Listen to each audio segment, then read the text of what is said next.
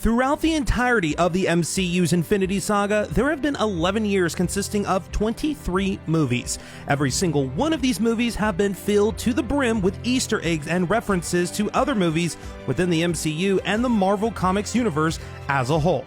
However, because the movies are so filled with Easter eggs, it is only natural that every single Easter egg meant to appear do not make it to the main movie and instead are left as deleted scenes. Among the many deleted scenes left out are at least 10 gems that, if left in, would have potentially made the movies even better than the near $22.6 billion franchise it has become.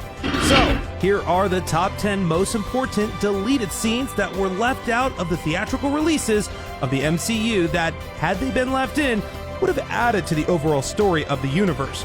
I'm Andrew Caravella. Find me on social, handle OnAirAndrew. Alright, let's go.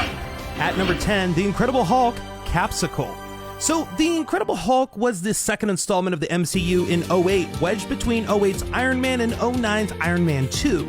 However, despite the intro of Bruce Banner, the Hulk, and future Secretary of State Mr. Ross in this movie to the Marvel Cinematic Universe, The Incredible Hulk remains the most forgettable and least successful installment. However, this one deleted scene would have made the movie more cemented into the mythos of the MCU. Now, while reaching a low point on the run from the US Army, Dr. Banner finds himself isolated in the Arctic as he attempts to end his own life only to be stopped after hulking out. Now, the Hulk then rages on and smashes up a glacier, which briefly reveals the frozen figure of Captain America, a superhero who would not have been seen in the MCU until 3 years later in 2011's Captain America: The First Avenger. Now, the cameo appearance of Cap is even more important for this movie because it ties in with Bruce Banner's attempted recreation of the super soldier serum created during World War II and administered to Steve Rogers, turning the skinny weak boy from Brooklyn into the super soldier Captain America. Coming in at number 9, Thor, Pym and Sword. So, 2011's Thor expanded the MCU from Earth-based adventures into the Marvel Cosmic faction of the franchise, introducing us to other realms beyond the mortal one. However, the deleted scenes that were left out of the movie were more expansive to the MCU than what we already had in the theatrical release of the movie. Let's see, in one scene, most likely accompanying the scene where Eric Selvig discusses his acknowledgement of the, at the time, super secret organization S.H.I.E.L.D., a name-drop Easter egg was revealed in a deleted scene as Selvig mentions his associate Hank Pym, the original AntMan of the comics who wouldn't show up in the MCU until like 4 years later in 2013's AntMan portrayed by Michael Douglas. Now, the other deleted scene again revolves around Dr. Selvig, who towards the end of the movie mentions the data Jane Foster and Darcy Lewis have gathered from the events of the movie and how he might cross-reference their findings with a SWORD database. SWORD in the comics is essentially the space equivalent to S.H.I.E.L.D., and 11 years into the MCU has yet to make an official appearance despite the official fall of S.H.I.E.L.D. in the movies and the introduction of both the Guardians of the Galaxy and Captain Marvel. However, an end credit scene during Spider-Man Far From Home may have given reference to the space base, as Nick Fury is seen on some sort of space station which is apparently operated by Skrulls.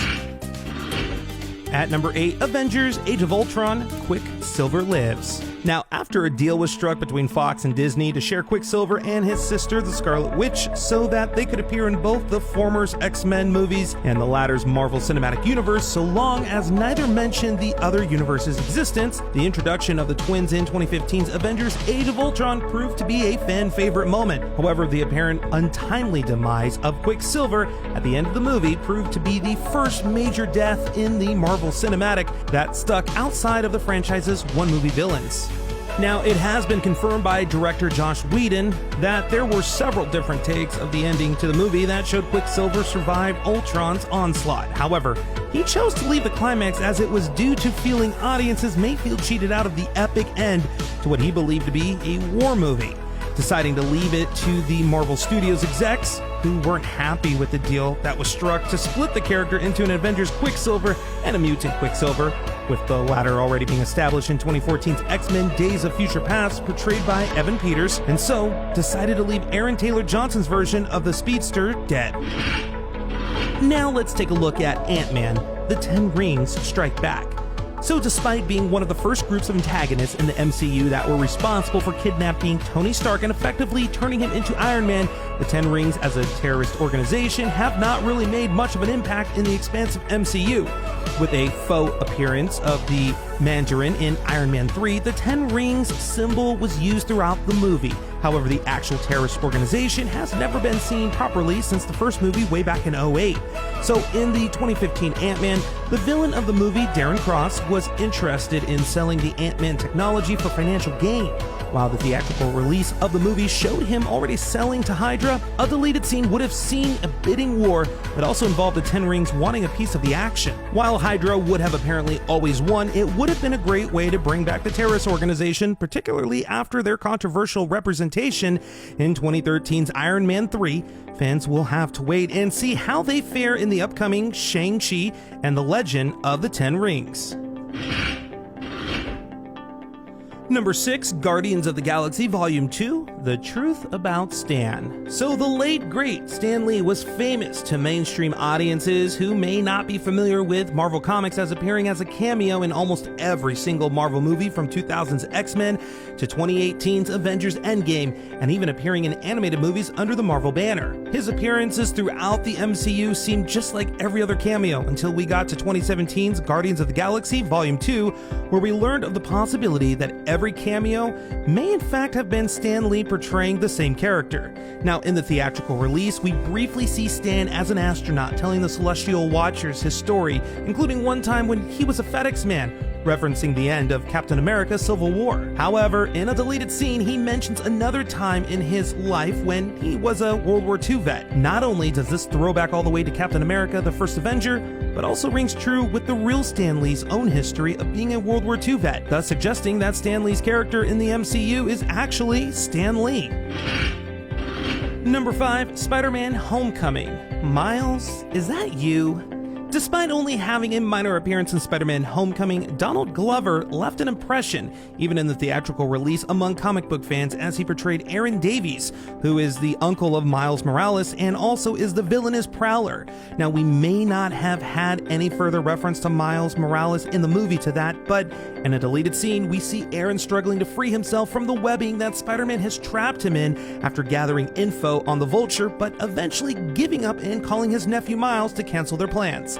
Somewhat symbolically, the relationship between Miles Morales and his uncle Aaron Davies, aka the Prowler, was explored later during Spider-Man Into the Spider-Verse, but it has now left fans wanting to see this relationship in live action, with Donald Glover donning the Prowler costume. And now looking at number 4, Thor Ragnarok. Brian Banner. 2017's Thor Ragnarok was simply put a tremendous amount of fun with wall-to-wall laughs and some great action mixed in for good measure. However, the movie did not open itself up much for the heavier dramatic moments that other MCU installments have, save for a brief moment with Bruce Banner's continuous struggles with hulking out. But had this deleted scene been left in, then not only would there have been more drama, but also it would have showed a genuine connection between Thor and Bruce, as in the scene the two heroes discuss their father's deaths. While we know Thor lost Odin at the start of the movie, and part of the movie is him coming to terms with that and the prospect of becoming the new king of Asgard. But also Bruce's father, Brian, has never been seen or mentioned in the MCU. However, we learn from Bruce that the reason he preoccupies himself with his work so much is so he can distract himself from thinking about his dad's passing and the fact he didn't even attend the funeral. Alright, at number 3, it's Ant-Man and the Wasp. Enter the Microverse.